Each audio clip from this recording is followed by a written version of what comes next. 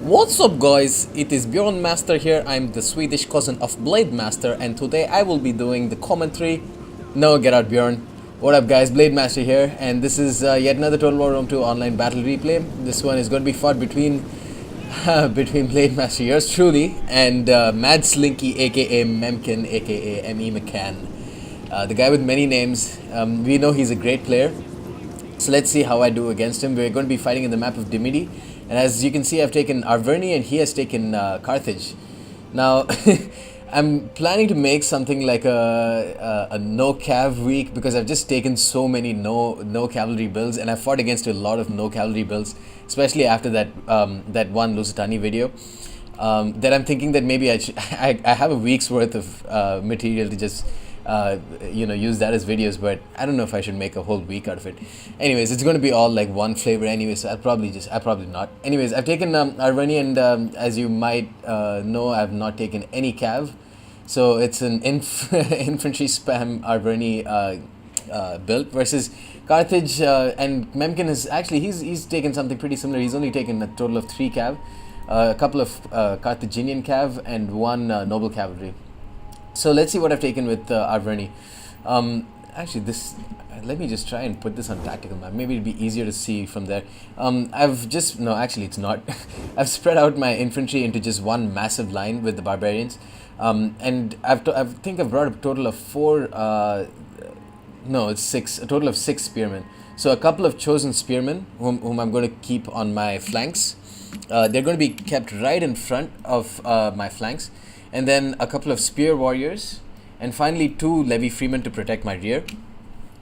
And now the reason why I put my chosen spearmen up ahead of my my swordsman is because I was planning to engage his spearmen if he brought any, and then put them onto shield wall, let them absorb the melee the charge, and then let my infantry come in and support later. Because as you can see on my flanks for my infantry line, I've brought Celtic warriors, so I brought a total of 4 Celtic warriors. And then the cavalry will be engaged by my spear warriors, who are much more specialized spear cavalry troops, anti-cav troops, because they've got cavalry counter tactics as well as they've got pretty decent melee attack and weapon damage. They don't have shield wall, which makes them pretty useless against in a holding capacity. So my main killing power would be from my 4 total chosen swordsmen and my 3 oathsworn, who are going to be absolutely deadly. Behind them I brought a couple of Celtic youths. And yeah, that forms my infantry line, or basically my entire army. And let's see what Madslinky's brought. He's brought a couple of mercenary Scutari on his flanks, who's going to engage. One of them is going to engage my chosen spearman. The other one's going to straight up engage my chosen swordsman. He's brought a couple of Carthaginian cav, whom he's going to swing around the sides. And then over here, he's got 1 Libyan infantry, I believe. He's brought a lot of Libyan infantry. 1, 2, 3. No, this is a mercenary noble fighter. He's brought only 1 mercenary noble fighter. Okay, yeah, he's brought only 1 mercenary noble fighter, and like 3 Libyan infantry, who are just going to be. He's just going to go for a straight up frontal charge. He's brought a couple of late Libyan hoplites, I believe. No, he's brought just Libyan hoplites. Wow. Yeah, 1 late Libyan, 1 Libyan. And he's brought a total of 3 Iberian swordsmen, whom he's going to just put put behind his lines and use them as a peltest role. And then he's brought a total of 3 Cretan archers and 1 noble cav gen, as I said already.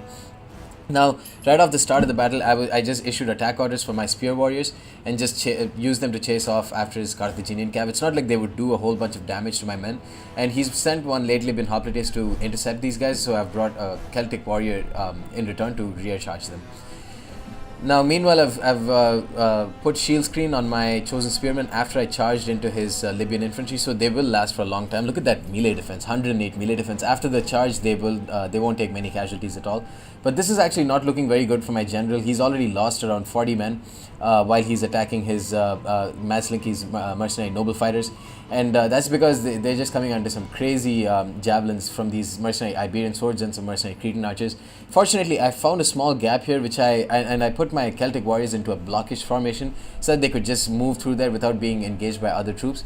And then I immediately went ahead and attacked one of his mercenary Iberian swords. Iberian swords won't do too well against Celtic Warriors. It will be a pretty fair fight, but the one thing is that I'm removing them from their peltas role, which is where they actually shine.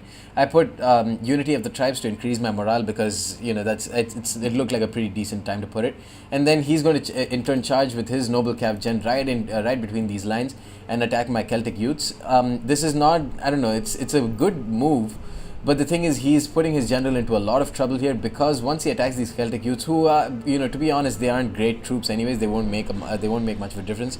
You can see only one of them's got like 3, the other one's got like 18 kills. And now I'm just going to target this other Celtic youths to attack his gen. And meanwhile, I'm bringing a Levy Freeman to come in and help out in this battle. His late Libyan hoplites have been attacked in the rear by my Celtic warriors. So, and meanwhile, my spear warriors, even though they've just been attacked in the rear by late Libyan hoplites, they're not going to rout from that. And I've just got a lot of spear support over here. And here, his regular Libyan hoplites are going to face up against Celtic warriors, and obviously they will die from that. And these chosen swordsmen will definitely last a really long time, along with these chosen spearmen against mercenary Scutari and Libyan infantry, who they don't really have the highest amount of damage in their class. But one thing that's not really looking good for me is that my Oathsworn general is dying. He's got only 37 men left. And this noble cav of Memkin or Madslinky is going to charge, or going to get a rear charge onto my Oathsworn unit. And, they will get some casualties. But it's, I've got these spear warriors, these Levy Freemen who are just going to come in from behind. And, already it doesn't look like he's got much, space left. He can run away, but then, I've got spear troops just right behind them, ready to support. His Cretan archers have done a whole bunch of damage already. They've basically killed off my general, and they're killing off this chosen swordsman who got in between his lines. His Iberian swords have done quite well. 27 kills, 43, and the other one's got like 39. So they are definitely worth for their money. And I've killed off his left flank, or my right flank.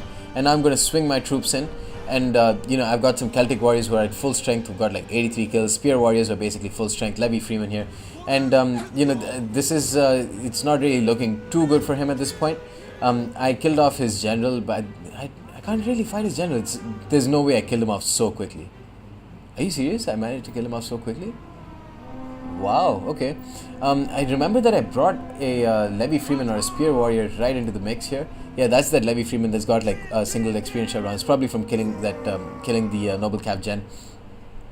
Yeah, I'm just surprised that I managed to kill him so quickly. Anyway, this his Carthaginian Cav haven't done much damage. 56 and 16. And now they're starting to rout because I brought that spear support in. And even though these Levy Freemen decide to rout because they got rear charged, I'm bringing more spear warriors who are basically full strength at this point. And it's just a numbers game at this point. It's just through sheer numbers that I'm managing to win against this battle. There's not too much of like a strategy or tactics involved in this game, and that looks like it's going to be that looks like a problematic factor in this patch. Previously the meta was cav spam.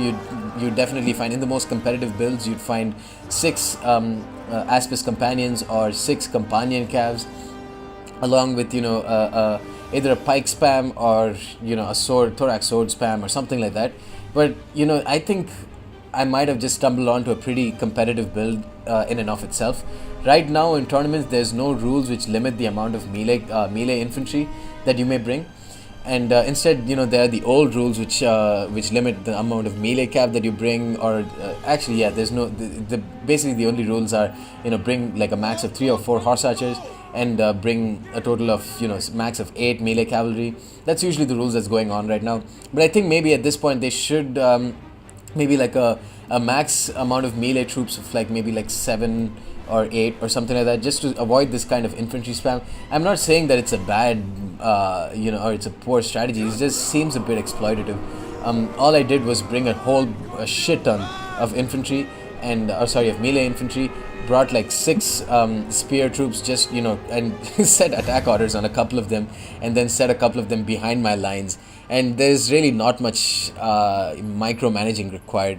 So maybe for like the newer viewers, or the viewers who don't really want to spend too much time furiously right clicking, this could be a pretty fun build and pretty effective build, more than anything else. let's take a look at the unit stats. I managed to win that game. Look at the difference in numbers here. 2,220 men deployed by me versus 2,000 men. And to be fair, Madslinky brought a whole bunch of infantry himself. It's just that it's pure numbers, like 220 units more. I just brought 220 units more than him, or 210 units more than him. In terms of the losses versus kills ratio, it was incredibly close. And he actually did manage to kill off my most important units. My Oathsworn got smashed. My general got completely fucked. Like 67 kills on one, 120 on the other, and 144 on the last. But my Celtic warriors, whom I left on the flanks, managed to get a whole bunch of kills. And so did some of my chosen swordsmen. Anyways, guys, that's the end of this battle. Let me know what you think about this infantry spam, and if you think something should be changed. And stay tuned for more. Peace.